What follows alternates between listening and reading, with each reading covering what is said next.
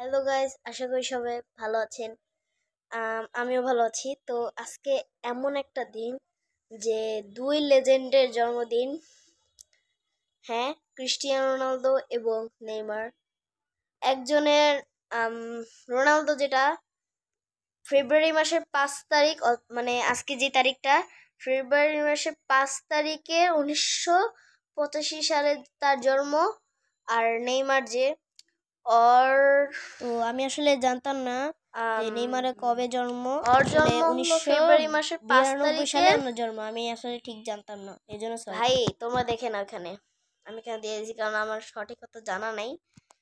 তো এই দুই লেজেন্ডের জন্মদিন, একজন তো আনলাকি ম্যান, আর একজন তো মানে স্কিল আপলোডের ম্যান।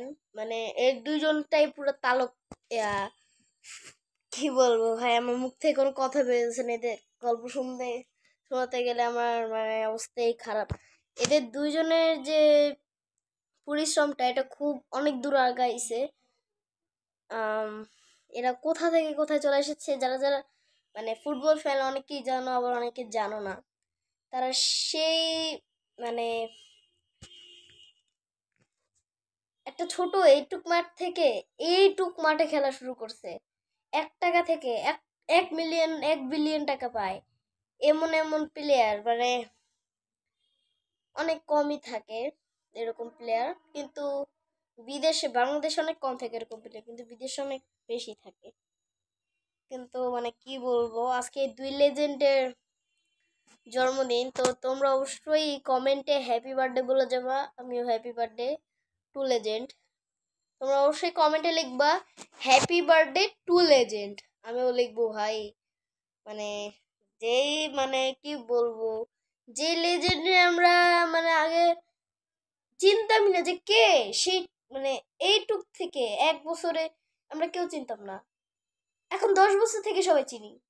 10 বছরও তো না ভাই, এখন থেকে 2-3 বছর পর্যন্ত রোনালদো নেইমার এদের চিনে। কি বলবো ভাই। আর আমি তো মানে আগে এদের সম্পর্কে কিছুই বুঝতাম না, কিন্তু না বুঝলেও কিন্তু আমার ফেভারিট টিম ছিল ক্রিস্টিয়ানো রোনালদো। তারপরে হয়েছি নেইমার, মানে আমার দুইটাই ভালো। এখন হয়েছি মেসি। মানে তিনটা আমি দল, সব টিমরে এক্সপেক্ট করা অনেক ভালো, কিন্তু আমি তিনটারে এক্সপেক্ট করি বেশি পরিমাণে। তোমরা কোন টিম সাপোর্ট করো অবশ্যই কমেন্টের নিচে জানিয়ে দিবে। আজকের ভিডিওটা এই পর্যন্তই। আর বলে দিয়েছি তো, কমেন্টে হ্যাপি বার্থডে টু লেজেন্ড অবশ্যই লিখে যাবে, আর একটা হ্যাপি বার্থডে ইমোজি দিয়ে যেও। তো আজকের ভিডিওটা এই পর্যন্তই। টাটা।